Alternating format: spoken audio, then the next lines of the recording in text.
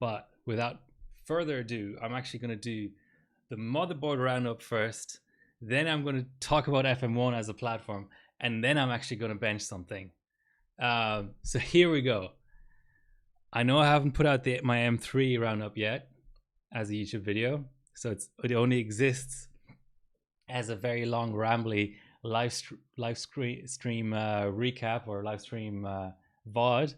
But that's going to happen. I'll just put these two out at the same time. So FM1, what FM1 board does one want? And what is FM1? FM1 is a DDR3 platform, and it was AMD's first APU platform. And there's not many boards, but more boards than you would think, more boards than you would expect. Unlike pretty much every other platform that AM3 has released, there was no refresh. I mean, released since then. So, you know, FM2, we had the 6000 series refresh of the 5000 series, and even FM2 Plus, we had Kaveri and Godavari. AM3 didn't get a refresh, but AM3 Plus did with Vishera and Zambesi. But FM1 is just the 3000 series. For APUs, they curiously, I think 4000 series may have been OEM only, but in terms of mainstream available APUs, there was 3000 series on FM1, and then 5000 was already FM2 again. So we had two chipsets, A55 and A75. Hey Tantaketa, good to see you. Just doing an FM1 motherboard roundup, so you're just in time for the fun stuff. Yeah, so the A55, I only see minor differences in terms of the actual feature set. It supports overclocking to the same degree that the A75 chipset does, but they were just no good boards. So I would say, for the purposes of benching, stick with FM1. My first pick is probably a really, really hard board to actually find on the market, which is this Sapphire. And I have to say, it's a gorgeous looking board. This sort of color scheme of blue, black, a little bit of white, and is sort of deepish red is amazing. I just wonder whether any bencher still has one of these, or if they don't, whether they would be able to find one for love nor money. But look at this board, it's amazing. It looks like it has a really nice VRM as well. You've got buttons at the bottom here. You've got postcode as well down here. I have never benched this board, and that means that there's a little bit of a question mark over it.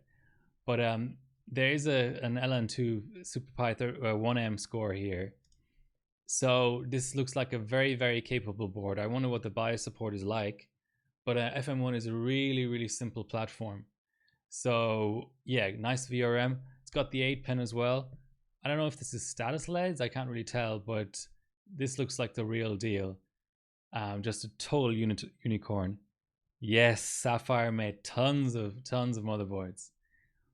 I'm also going to mention the Asus side of things. There are good scores around. Yeah, it's just a little bit more dodgy than the Sapphire board in terms of what I can see on the PCB. So you've got your MemoK button, which is really, really useful. Back in the day, actually, FM1 was a memory frequency platform, believe it or not. So MemoK is nice. You don't have postcode, but the Gigabyte boards I'll mention later don't have that either. You've got these curious little dip switches on the side, TPU and EPU. There's also something up here that I don't even know what it does, but basically you've got your socketed BIOS chip. It's got all the bits and pieces. You know, the VRM is capable. All of these boards have PS2, so that's not a worry. Yeah, oh yeah, Sapphire did multiple boards. They did AM3 boards as well, I think.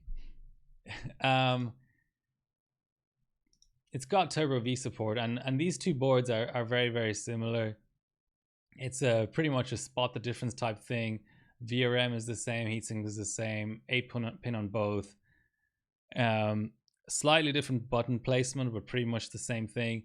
The only visual difference is this south bridge connected to VRM heatsink for whatever reason. But yeah, these three boards certainly worth using. All have external clock gens. I would imagine that some A75 chipset boards that are really, really low end don't have clock gens, but on FM1 it's really important because max multi is 47, so you can't overclock over 4.7 gigahertz without an external clock gen. Cool looking design, yeah. But now here we get to the fun stuff. And I own, currently on the bench rig, I've got this board. I own an ATX version of this board.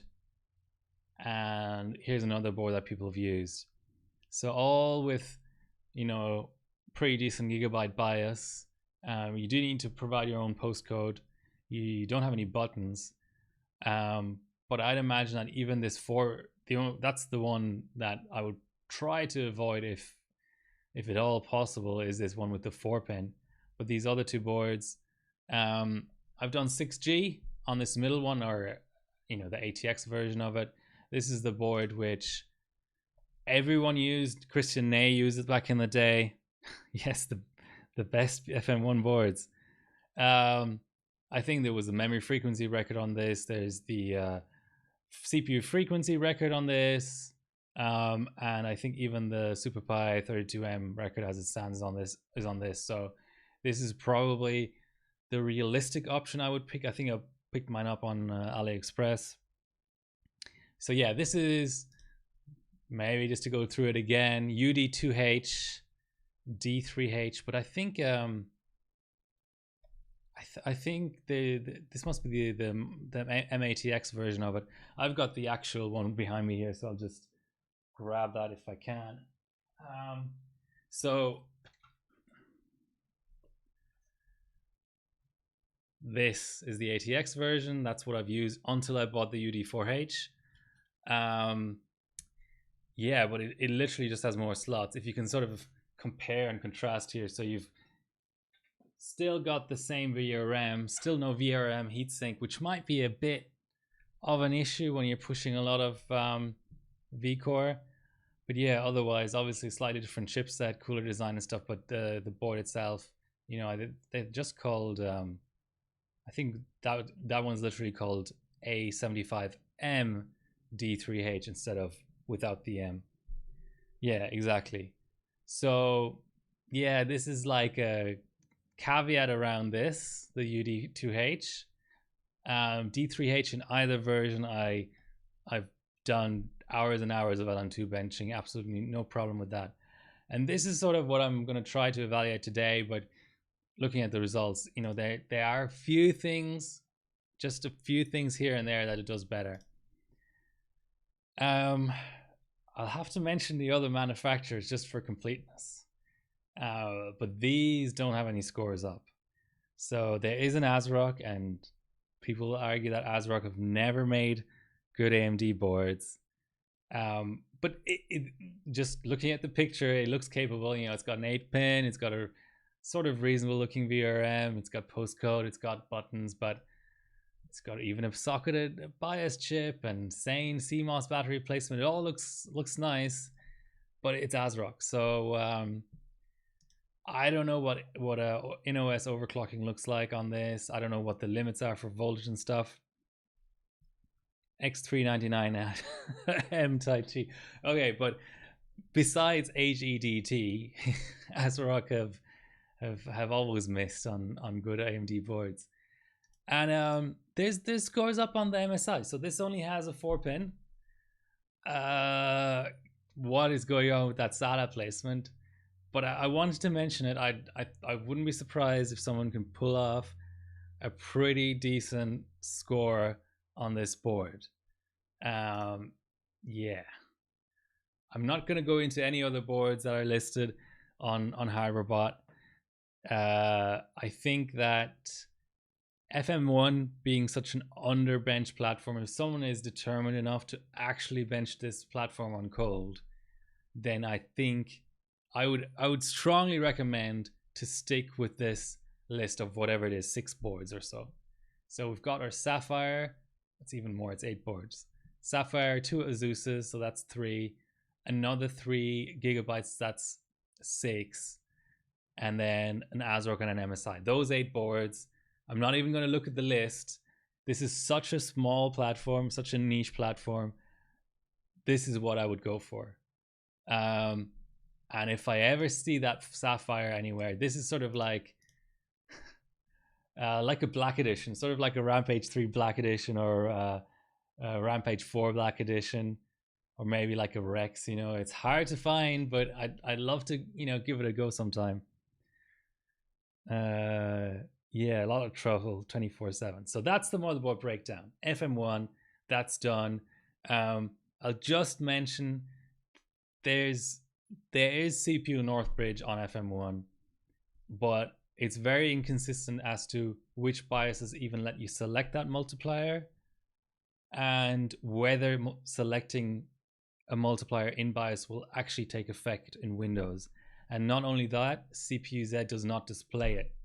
So it's something that can basically be a plus on a board if it has it, but I'm in no position to tell you which board has it and which board it actually works on, and I don't think any other bencher in the world right now is in that position. But what I'll just say is that the D3H does not have CPU Northbridge on any of the BIOSes I've tried, whereas the UD4H has it on some. But I'm yet to test whether it actually sets the multiplier, because there's a thread on HyberBot saying that the multiplier selection is defective. And the really annoying thing is you can't see it in OS. Okay, that's the motherboard breakdown. Hopefully that was of some use to some people.